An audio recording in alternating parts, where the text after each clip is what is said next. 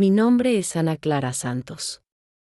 Tengo 43 años y hasta hace 3 días creía conocer completamente al hombre con quien compartí 18 años de mi vida. Qué ingenua fui, era un viernes gris en Sao Paulo cuando mi mundo se desplomó. Hacía exactamente una semana que habíamos enterrado a Marcelo, mi esposo, después de ese maldito accidente en la Marginal Pinheiros. Una semana llorando por el amor de mi vida, consolando a nuestros hijos Julia y Pedro, recibiendo pésames de amigos y familiares que me decían que era una viuda muy joven y que la vida continuaría. El escritorio del doctor Augusto Miranda olía a cuero viejo y café fuerte. Las ventanas daban a la avenida Paulista, donde Sao Paulo seguía su ritmo frenético, indiferente a mi dolor. Yo estaba ahí para la lectura del testamento, un trámite que pensé que sería rutinario. Ana. Clara, siento mucho tener que hacer esto tan pronto después del funeral, dijo el doctor Augusto, evitando mi mirada mientras abría una carpeta gruesa. A mi lado estaban Julia y Pedro, mis hijos de 16 y 14 años, que habían perdido al padre que adoraban. Pensé que estaríamos ahí para formalizar lo obvio, la casa en Alphaville, las cuentas bancarias, mi parte en la agencia de publicidad que construimos juntos. El testamento de Marcelo Santos, fechado hace 6 meses, comenzó el doctor Augusto, mi corazón se detuvo. ¿6 meses? Porque Marcelo haría un testamento nuevo sin decirme. Deja todos sus bienes, propiedades, inversiones y participaciones empresariales a la señora Fernanda Ribeiro de Castro. Las palabras rebotaron en las paredes del escritorio como balas perdidas. Julia gritó. Pedro se puso blanco. Yo me quedé inmóvil, sintiendo como si alguien me hubiera arrancado el aire de los pulmones. Debe haber un error, murmuré. No hay error, Ana Clara. Fernanda era. Bueno, Marcelo mantenía una relación con ella hace 8 años. El mundo giró a mi alrededor. Por la ventana veía los edificios de Sao Paulo, la ciudad donde construimos nuestros sueños, donde criamos a nuestros hijos, donde yo creí que éramos felices. Fernanda Ribeiro. La abogada del escritorio de Marcelo. La mujer que conocía de las fiestas de fin de año, que siempre era amable conmigo, que jugaba con mis hijos en las confraternizaciones. ¿Dónde queda nuestra casa?, preguntó Julia entre lágrimas. Técnicamente. También es de ella, respondió el doctor Augusto. En ese momento, mientras Sao Paulo bullía ahí afuera y mis hijos lloraban a mi lado, entendí que no había perdido solo a mi esposo. Había perdido mi pasado, mi presente y aparentemente, también mi futuro, pero lo que Marcelo y su amante no sabían es que una mujer de 43 años, madre de 2 hijos, que construyó una empresa desde cero, no se rinde fácilmente. La guerra acababa de comenzar. Tardé 3 días en reunir coraje para enfrentar a Fernanda Ribeiro. 3 días en que no pude comer, dormir, ni siquiera consolar apropiadamente a mis hijos, que estaban devastados por descubrir que su padre había vivido una doble vida durante la mitad de sus existencias. El escritorio de abogados quedaba en un edificio elegante en la región de Faria Lima. Subí hasta el 10º piso sintiendo como si fuera a enfrentar al mismísimo diablo. Sao Paulo se extendía por las ventanas del ascensor, una ciudad que de repente me parecía hostil y ajena. Fernanda estaba en la recepción, hablando por teléfono. Al verme, palideció instantáneamente.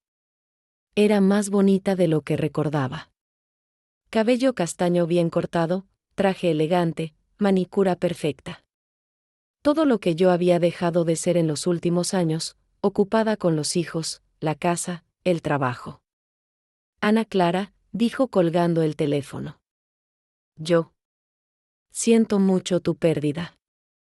¿Mi pérdida?, respondí, sintiendo la rabia subir por mi garganta. ¿Cuál de ellas? ¿El esposo que pensé conocer? ¿La casa donde crié a mis hijos? ¿Los 18 años de matrimonio que resultaron ser una mentira? Ella bajó la mirada. Sé que debe ser difícil de entender. Fernanda, tú viniste a las fiestas de cumpleaños de mis hijos. Jugaste con ellos en mi piscina. ¿Cómo pudiste mirarme a la cara sabiendo que te acostabas con mi marido? La recepción se quedó en silencio. Otros abogados pasaban por ahí, fingiendo no escuchar, pero obviamente absorbiendo cada palabra del drama. Ana Clara, lo que Marcelo y yo teníamos era real. Él iba a pedirte el divorcio, mentira. No es mentira. Teníamos planes. Un apartamento en Vila Madalena. Íbamos a viajar a Europa el mes que viene, cada palabra era una puñalada. No solo me había traicionado, sino que había planeado abandonarme. Todo mientras yo organizaba nuestras vacaciones familiares, mientras me preocupaba porque llegaba tarde del trabajo, mientras le preguntaba si estaba feliz en nuestro matrimonio. ¿Sabes qué es lo que más me duele?, le dije, acercándome. No es que te acostars con él. Es que me hiciste cómplice sin saberlo. ¿Cuántas veces te invité a mi casa, te traté como amiga, confié en ti? Fernanda comenzó a llorar. Nunca quisimos lastimarte, ¿no quisieron lastimarme? Me robaron toda mi vida. El testamento es legal, Ana Clara. Marcelo estaba en pleno uso de sus facultades mentales cuando lo firmó. Ahí estaba. La abogada calculista detrás de la máscara de amante doliente. Tal vez sea legal, dije dirigiéndome hacia la salida. Pero voy a luchar. Voy a investigar cada día de estos 8 años. Voy a descubrir cada mentira, cada manipulación, cada centavo que ustedes escondieron. Me detuve en la puerta. Y Fernanda. Algo me dice que una mujer que es capaz de mantener una relación de 8 años con un hombre casado, fingiendo ser amiga de su esposa, es capaz de mucho más. Salí del edificio sintiendo algo que no había sentido en días, determinación. Sao Paulo me recibió con su causa habitual, pero por primera vez desde el funeral, no me sentí perdida en la multitud, me sentí lista para la batalla, esa noche. Después de acostar a los niños y asegurarme de que estuvieran durmiendo, hice algo que no había hecho en años, revisé meticulosamente cada rincón de la vida que había compartido con Marcelo. Cada cajón, cada documento, cada foto, buscando las señales que debería haber visto. La casa en Alphaville estaba demasiado silenciosa. Sin Marcelo, parecía un mausoleo de memorias que ahora me dolían en lugar de consolarme. Empecé por su escritorio, donde guardaba los documentos importantes. Sao Paulo brillaba a lo lejos, las luces de la ciudad parpadeando como estrellas caídas. En el primer cajón encontré extractos bancarios de una cuenta que no conocía. Movimientos regulares. De dinero, siempre los terceros viernes del mes. Montos considerables que salían de nuestra cuenta conjunta hacia esta cuenta misteriosa. ¿Qué estás buscando, mamá? Julia apareció en la puerta del escritorio, con los ojos hinchados de tanto llorar. Respuestas, mi amor. Ven, siéntate conmigo. Julia se acurrucó a mi lado. A los 16 años, era más madura de lo que cualquier adolescente debería ser, especialmente después de la semana que habíamos vivido. ¿Papá realmente tenía otra familia?, preguntó con voz pequeña. No otra familia, pero sí otra vida, respondí, mostrándole los extractos. Mira estas transferencias. Todos los meses, durante años. Seguimos revisando. Encontramos recibos de un apartamento en Vila Madalena que Marcelo pagaba hace 3 años. Facturas de restaurantes caros en fechas que él me había dicho que tenía.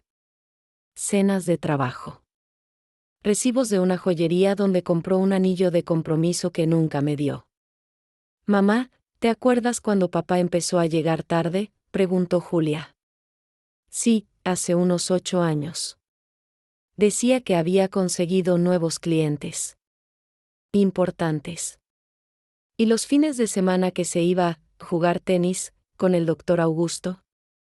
Empezamos a conectar los puntos. Las reuniones de emergencia los sábados. Los viajes de trabajo que se alargaban un día más de lo necesario.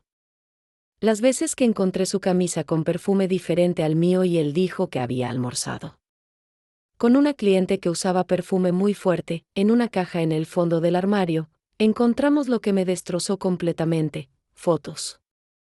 Marcelo y Fernanda en París, en Roma, en Buenos Aires. Todas las ciudades que él y yo habíamos planeado visitar, cuando los niños fueran mayores, punto. Cuando fueron tomadas estas fotos, murmuré, revisando las fechas, Julia tomó una. Esta es del año pasado. Papá dijo que había ido a un congreso de abogados en París. Y esta de Roma es de hace 2 años, cuando supuestamente fue a visitar a un cliente en Europa. Cada foto era una mentira. Cada viaje que él había hecho, por trabajo, había sido en realidad unas vacaciones románticas con su amante, financiadas con nuestro dinero familiar. Mamá, dijo Julia, tomando mi mano. No es tu culpa. Papá nos mintió a todos. Pero mientras abrazaba a mi hija, no pude evitar preguntarme, ¿cómo una mujer de 43 años, inteligente, exitosa, que dirigía una agencia de publicidad, pudo ser tan ciega? Había señales que elegí ignorar porque era más cómodo no ver. A las 2 de la madrugada, rodeada de evidencias de la doble vida de mi esposo, tomé una decisión que cambiaría todo: iba a contratar al mejor investigador privado de Sao Paulo. Si Marcelo había mentido sobre esto, ¿en qué más había mentido? Y más importante, ¿qué otros secretos escondían él y Fernanda? La verdad iba a doler, pero era mejor que vivir en una mentira. Asterisco. La conversación más difícil de mi vida como madre llegó el domingo por la mañana. Pedro y Julia estaban desayunando en silencio, cada uno perdido en sus propios pensamientos sobre la devastación que había sido nuestra vida familiar. La semana pasada, el sol entraba por las ventanas de la cocina, iluminando una mesa que antes era lugar de risas y planes familiares. Ahora parecía un tribunal donde iba a tener que juzgar los últimos 8 años de nuestras vidas. Necesitamos hablar sobre Fernanda, dije sentándome con ellos. Pedro, mi hijo de 14 años, que hasta ahora había estado más callado que nunca, levantó la mirada. Ya sabíamos que algo raro pasaba, mamá. Mi corazón se detuvo. ¿Qué quieres decir? Julia suspiró profundamente. Mamá, hace como 3 años que papá nos llevaba a almorzar con Fernanda los sábados cuando supuestamente íbamos al club. ¿Qué? Él decía que era una colega de trabajo muy simpática, que no tenía familia propia y que le daba pena que almorzara sola los fines de semana, continuó Pedro. Me quedé sin aire. Mientras yo me quedaba en casa, aprovechando para hacer las tareas domésticas o trabajar en proyectos de la agencia, pensando que Marcelo estaba creando buenos recuerdos padre-hijos en el club, él estaba presentándoles a su amante. ¿Cuántas veces?, pregunté con voz quebrada. Muchas, respondió Julia. Ella era muy cool, mamá. Nos preguntaba sobre la escuela, se interesaba por nuestros problemas. Incluso nos daba consejos sobre cosas que no te contábamos. Cada palabra era como un cuchillo. No solo Marcelo me había traicionado, sino que había usado a mis propios hijos como coartada para sus encuentros con la amante. ¿Y nunca les pareció extraño?, pregunté, tratando de no sonar acusatoria. Pedro bajó la mirada. Sí, mamá. Sobre todo cuando papá nos decía que no te contáramos por qué querías que él pasara los sábados en el club haciendo ejercicio, no comiendo en restaurantes. Y cuando ella empezó a preguntarnos cosas sobre ti, agregó Julia. Sobre tu trabajo, sobre si estabas feliz, sobre si tú y papá peleaban mucho. La manipulación era más profunda de lo que había imaginado. Fernanda no solo se había robado a mi esposo, sino que había usado a mis hijos como espías para obtener información sobre mí. ¿Qué tipo de cosas les preguntaba?, insistí. Si llegabas muy cansada del trabajo, recordó Pedro. Si te quejabas de papá. Si hablabas de divorciarte. Una vez nos preguntó si creíamos que tú serías más feliz soltera, murmuró Julia, avergonzada. Ahí estaba la estrategia. Fernanda había estado estudiándome a través de mis propios hijos, esperando el momento perfecto para que Marcelo me pidiera el divorcio. Probablemente tenían toda una historia armada sobre cómo nuestro matrimonio estaba destinado al fracaso. ¿Ustedes qué respondían? Que te amábamos y que querías que fuéramos una familia feliz, dijo Julia, empezando a llorar. Mamá, perdónanos. No sabíamos que estaba mal. Los abracé a ambos, sintiendo una mezcla de dolor y orgullo. Dolor porque habían sido manipulados, pero orgullo porque sus respuestas habían protegido nuestra familia instintivamente. No es su culpa, les dije. Su padre y ella los usaron.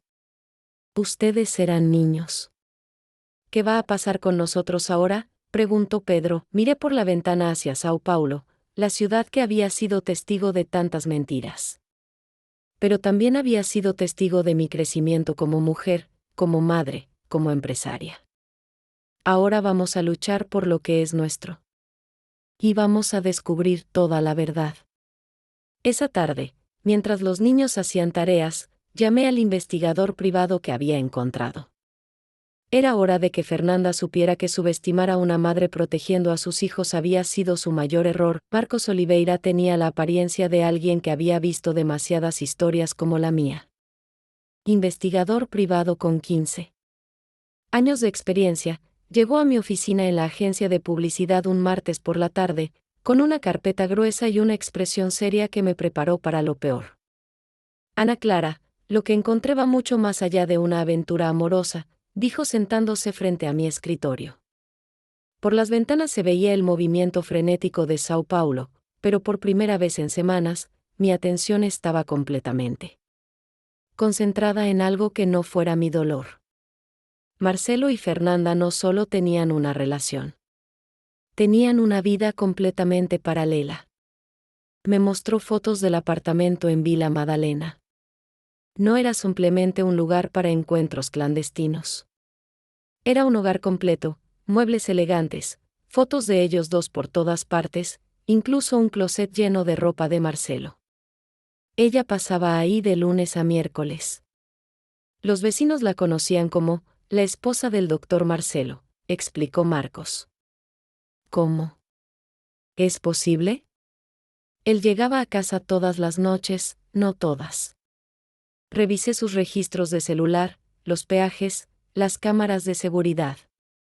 Marcelo te mentía sistemáticamente sobre sus horarios. Las noches que él decía que llegaba tarde por reuniones con clientes, en realidad se quedaba con ella. Marcos abrió otra carpeta. Pero hay más. Encontré registros de un plan de pensión privado que él abrió hace 5 años, con Fernanda como única beneficiaria.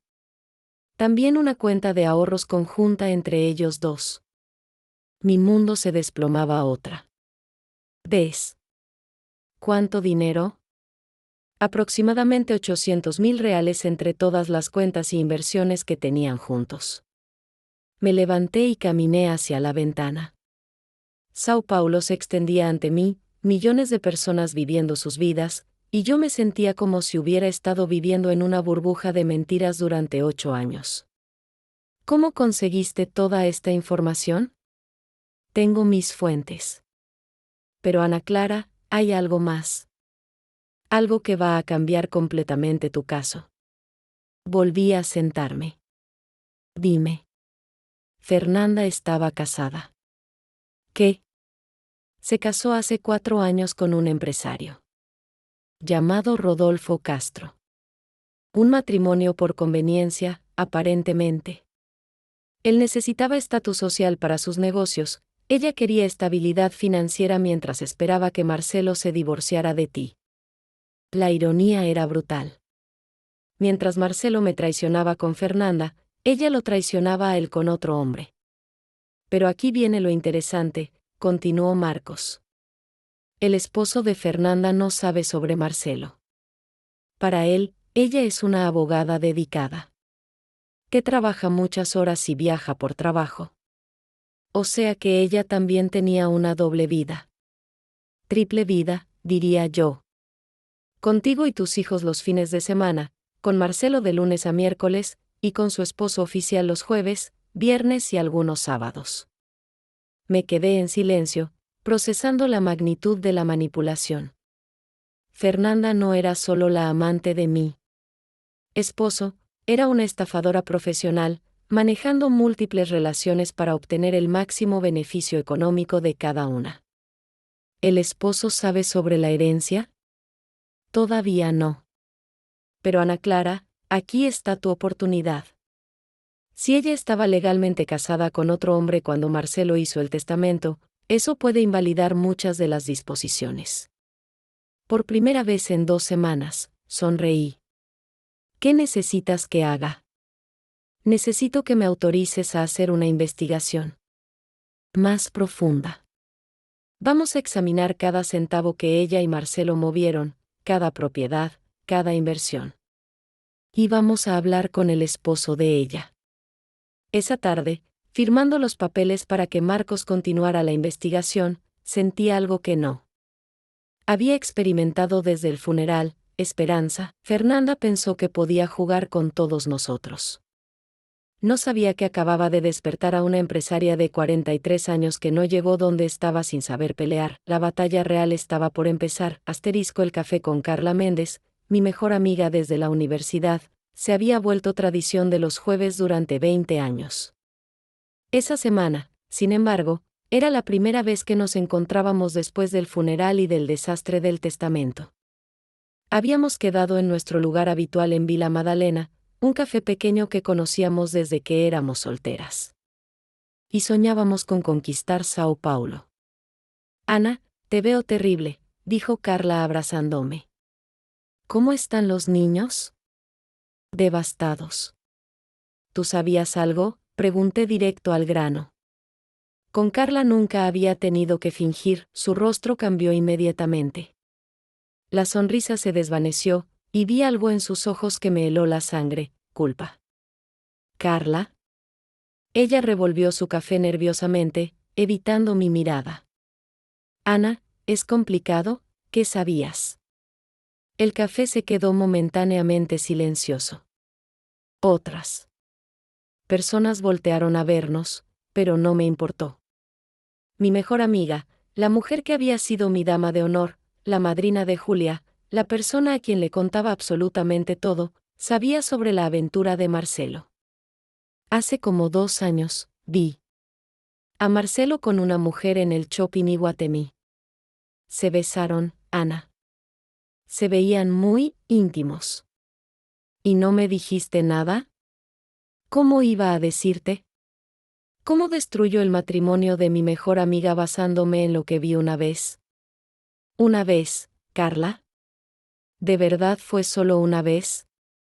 Ella suspiró profundamente. Los vi otras veces. En restaurantes, en el teatro, una vez saliendo de un motel en la zona azul. Cada palabra era como una bofetada. ¿Cuántas veces? Ana, no llevaba una cuenta, ¿cuántas veces? Muchas veces, ¿ok? Durante los últimos 2 años, los vi juntos muchas veces. Pero no sabía cómo decírtelo sin destruir tu vida. Me levanté de la mesa, sintiendo como si fuera a vomitar. ¿Y preferiste que viviera en una mentira? Preferí no ser la mensajera que destruyera tu matrimonio. Mi matrimonio ya estaba destruido, Carla. Yo era la única que no lo sabía. Las lágrimas corrían por mi rostro. No era solo la traición de Marcelo, era darme cuenta de que la persona en quien más confiaba en el mundo me había mentido durante 2 años. Ana, por favor, entiéndeme. Pensé que tal vez era solo una fase, que se le iba a pasar. ¿Sabías quién era ella? Carla asintió lentamente. Fernanda, la abogada. Una vez te la mencioné, ¿te acuerdas? Te dije que me parecía muy atractiva cuando la conocí en la fiesta de fin de año del escritorio de Marcelo. Ahora recordaba. Carla había hecho comentarios sobre lo elegante que era Fernanda, sobre lo bien que se llevaba con Marcelo. Comentarios que en su momento me sonaron casuales, pero que ahora cobraban otro significado. ¿Había otras personas que sabían? Ana, ¿había otras personas? El doctor Augusto obviamente sabía. Algunos colegas del escritorio. Probablemente. Algunas de nuestras amigas sospechaban algo, era peor de lo que imaginé. No solo había sido traicionada por mi esposo y su amante. Había sido la idiota oficial del grupo, la única que no sabía lo que todo el mundo sabía. ¿Hablaban de mí? ¿Se reían de lo estúpida que era? Nunca. Ana, nadie se reía de ti. Todos te respetan mucho, pero ¿hablaban de mí? Carla bajó la cabeza. Había preocupación sobre cómo ibas a reaccionar cuando te enteraras. Sobre si deberían decirte algo. Y decidieron que era mejor tratarme como una niña que no podía manejar la verdad. Me dirigí hacia la salida del café, pero Carla me siguió. Ana, por favor, no destroces nuestra amistad por esto. Tomé una decisión difícil, pero fue porque te quiero. Me detuve en la puerta. ¿Me quieres? La gente que te quiere no te deja vivir en una mentira durante 2 años. La gente que te quiere te da la oportunidad de tomar tus propias decisiones con la verdad. Esa noche, en casa, mientras los niños hacían tareas, me di cuenta de algo devastador: tendría que reconstruir no solo mi vida amorosa y financiera, sino también mis amistades. ¿Cuánta gente sabía la verdad sobre mi matrimonio? ¿Cuántas conversaciones habían tenido sobre mí en mi ausencia? A los 43 años, no solo había perdido un esposo. Había perdido la confianza en mi capacidad de leer a las personas más importantes de mi vida, pero también había ganado algo. La determinación de no depender nunca más de la lealtad de otros para conocer mi propia realidad. 3 meses después del funeral, yo estaba sentada en el tribunal de Sao Paulo con un equipo de abogados que había costado más dinero del que tenía, pero que era mi única esperanza de recuperar la vida que Marcelo y Fernanda me habían robado. La sala estaba llena de periodistas. Mi caso había llamado la atención como símbolo de las traiciones matrimoniales en la clase media alta paulista. El testamento del señor Marcelo Santos es completamente válido, argumentaba el abogado de Fernanda, un hombre elegante que hablaba como si estuviera defendiendo a una santa. Mi clienta mantuvo una relación estable y amorosa con el difunto durante 8 años. Miré a Fernanda, sentada del otro lado de la sala. Llevaba un traje negro conservador y una expresión de viuda doliente que me daba náuseas. Junto a ella estaba un hombre que no conocía, alto, elegante, de unos 50 años.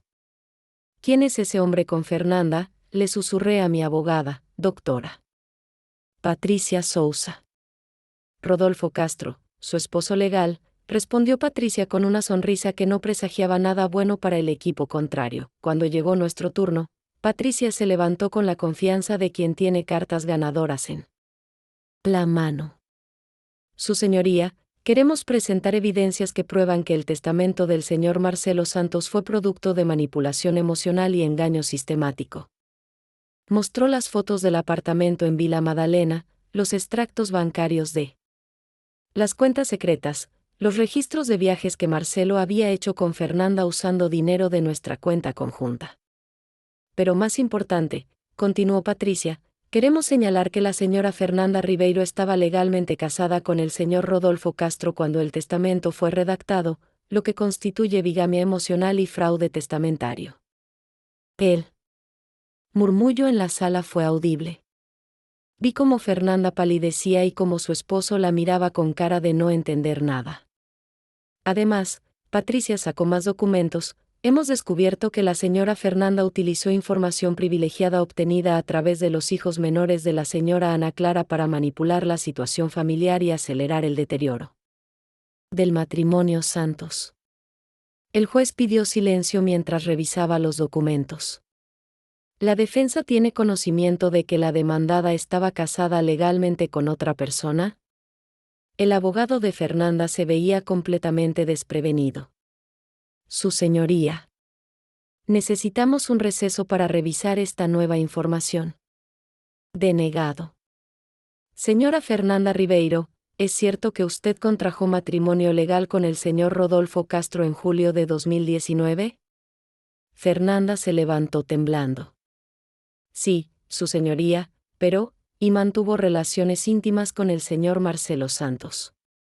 Mientras estaba legalmente casada con otra persona. Su señoría, mi matrimonio con Rodolfo era, un acuerdo comercial. El esposo de Fernanda se levantó bruscamente. ¿Perdón? ¿Un acuerdo comercial? El caos se desató en la sala. Rodolfo Castro gritaba exigiendo explicaciones, Fernanda lloraba, los abogados trataban de calmar a sus respectivos clientes, y los periodistas tomaban fotos como si fuera el espectáculo del año. Orden en la sala, gritó el juez, cuando finalmente se restableció el silencio, Patricia continuó con la estocada final. Su señoría, presentamos también evidencia de que la señora Fernanda y el difunto señor Marcelo planeaban declarar incompetencia mental de la señora Ana Clara para justificar un futuro divorcio y quedarse con todos los bienes del matrimonio. Mostró grabaciones que Marcos había conseguido de conversaciones entre Fernanda y Marcelo, donde discutían estrategias para hacer que yo pareciera una esposa inestable ante los tribunales. Ahí estaba la verdad completa.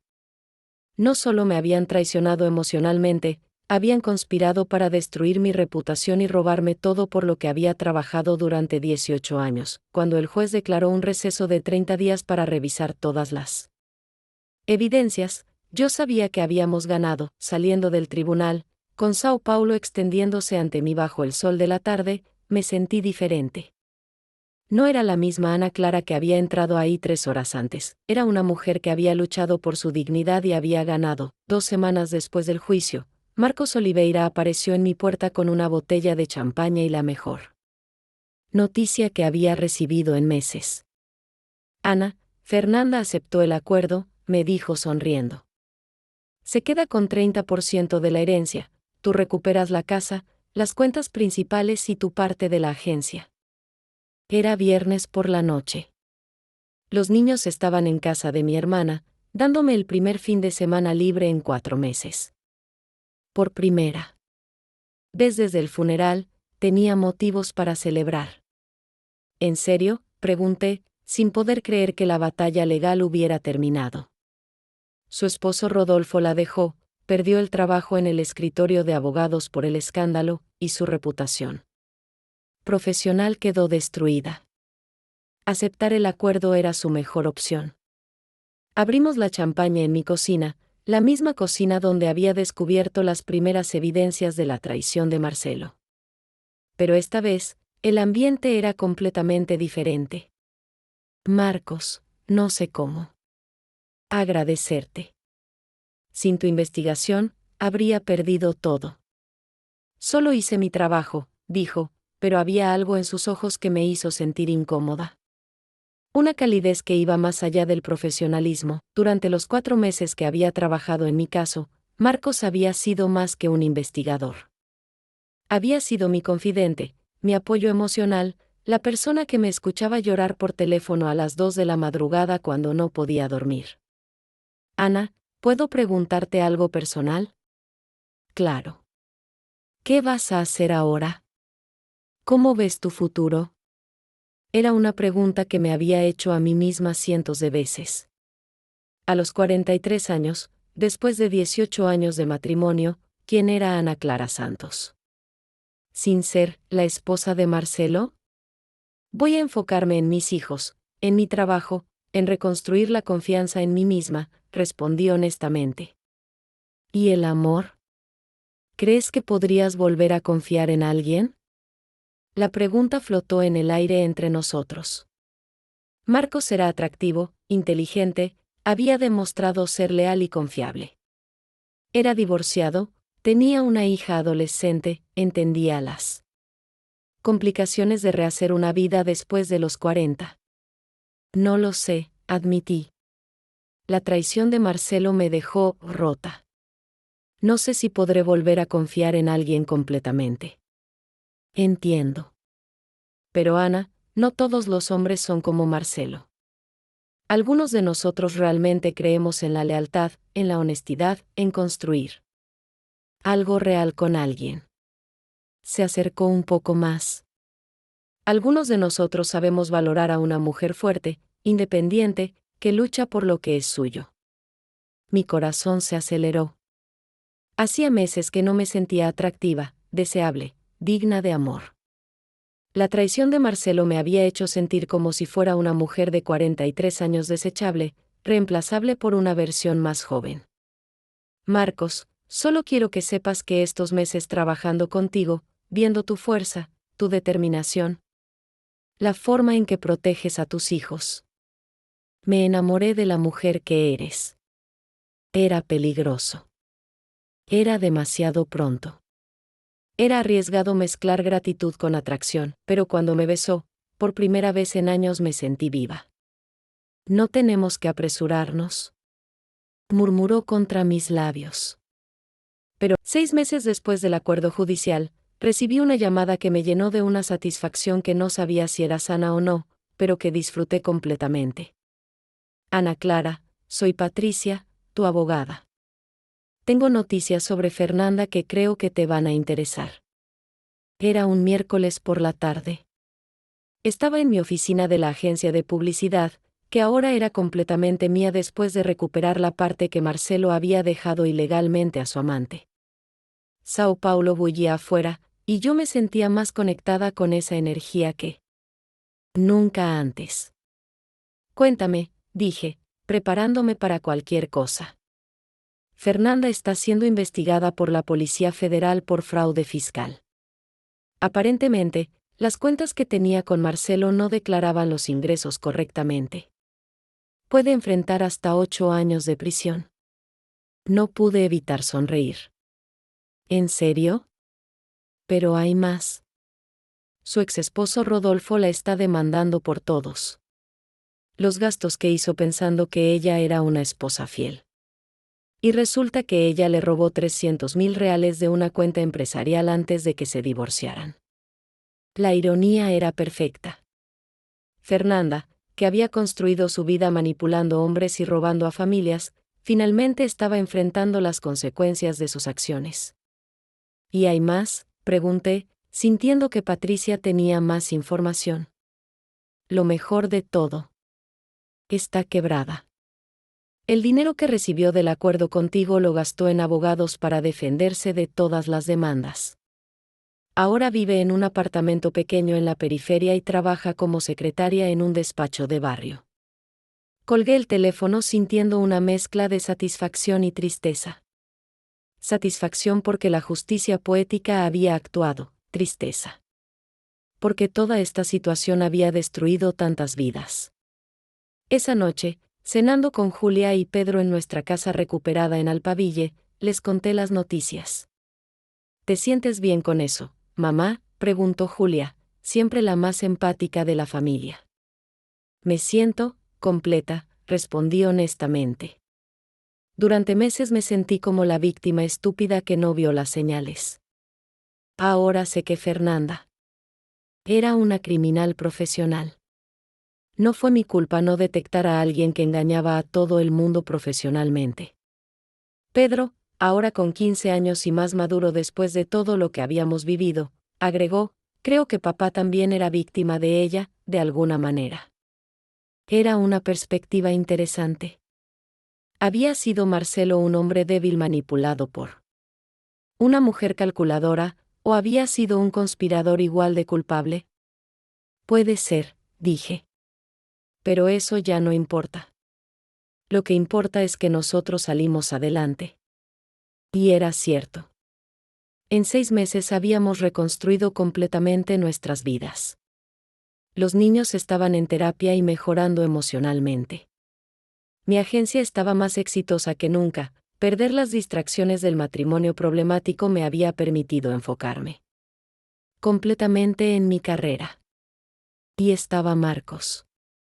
No vivíamos juntos, no habíamos hecho planes de matrimonio, pero teníamos algo que nunca tuve con Marcelo: honestidad completa, comunicación abierta, respeto mutuo. ¿Marcos viene a cenar este domingo?, preguntó Julia. Los niños lo habían aceptado gradualmente, apreciando que nunca trató de reemplazar a su padre, sino de ser un buen hombre en nuestras vidas. Si ustedes quieren, respondí. Queremos, dijo Pedro. Es cool que tengas a alguien que te haga sonreír de verdad. Esa noche, antes de dormir, reflexioné sobre el último año. Había comenzado como la peor época de mi vida: viudez, traición, ruina financiera, pérdida de fe en las personas más cercanas.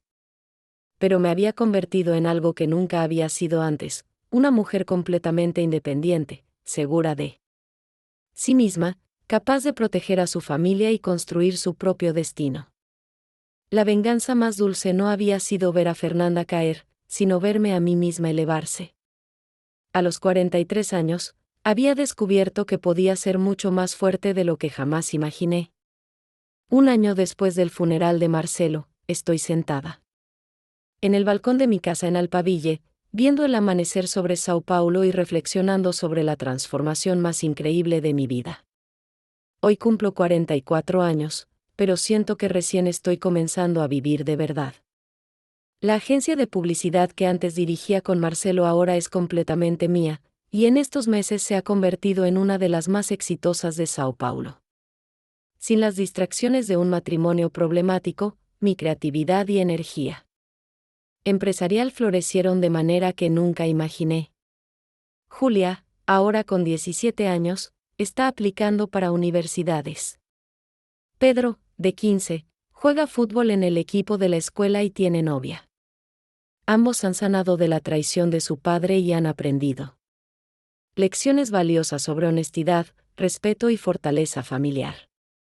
Marcos y yo llevamos 8 meses de relación oficial. No vivimos juntos, no tenemos prisa por casarnos, pero tenemos algo que nunca experimenté antes: una sociedad real, donde ambos somos individuos completos que eligen estar juntos, no dos medias naranjas que se necesitan para funcionar. ¿En qué piensas?, pregunta Marcos, trayéndome café y sentándose a mi lado para ver el amanecer. En que todo lo que pensé que sabía sobre mí misma estaba equivocado, respondo. Durante años creí que mi valor venía de ser una buena esposa, una madre sacrificada, alguien que ponía a todos antes que a sí misma. ¿Y ahora? Sé que mi valor viene de ser una mujer íntegra, fuerte, capaz de proteger lo que ama pero sin perderse en el proceso.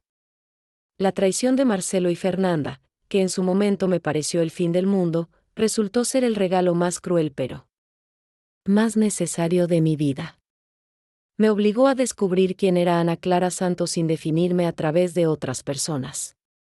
Hace 6 meses, Fernanda fue sentenciada a 5 años de prisión por fraude fiscal.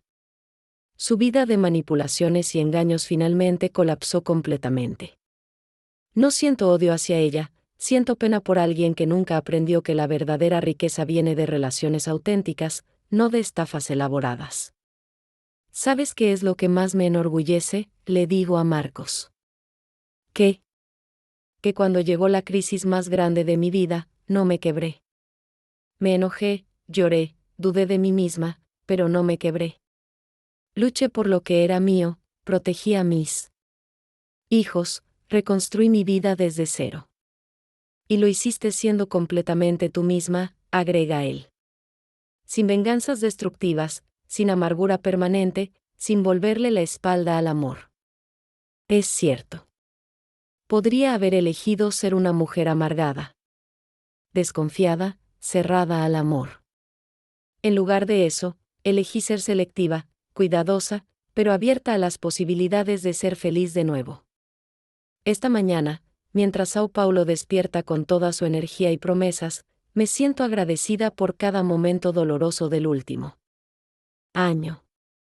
Sin esa traición devastadora, nunca habría descubierto que podía ser una CEO exitosa, una madre soltera fuerte, una mujer atractiva y deseable a los 44 años. Mis amigas de 43 años que me escuchan siempre dicen: Ana Clara, tienes tanta suerte de haber salido adelante. Pero no fue suerte. Fue decisión. Decisión de no aceptar ser víctima permanente, de no permitir que la traición de otros definiera mi valor. A todas las mujeres de 43 años que me están escuchando, si alguien las traiciona, las abandona, las hace sentir demasiado viejas o descartables, recuerden mi historia. A los 43, 44, 45 años, ustedes no están acabándose. Están alcanzando su plenitud. ¿Han pasado por una traición que las hizo descubrir su verdadera fuerza? ¿Qué harían si descubrieran que su matrimonio fue una mentira durante años? Comparten sus historias en los comentarios, porque juntas somos más fuertes.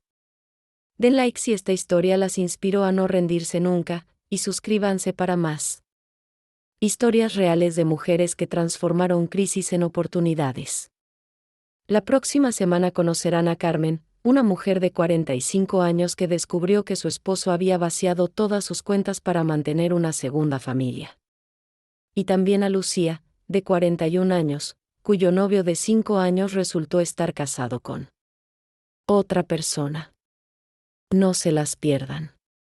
Recuerden, nunca es tarde para reclamar su dignidad, nunca son demasiado viejas para comenzar de nuevo, y nunca, nunca permitan que nadie las haga sentir menos de lo que valen. Su verdadera vida puede comenzar a cualquier edad.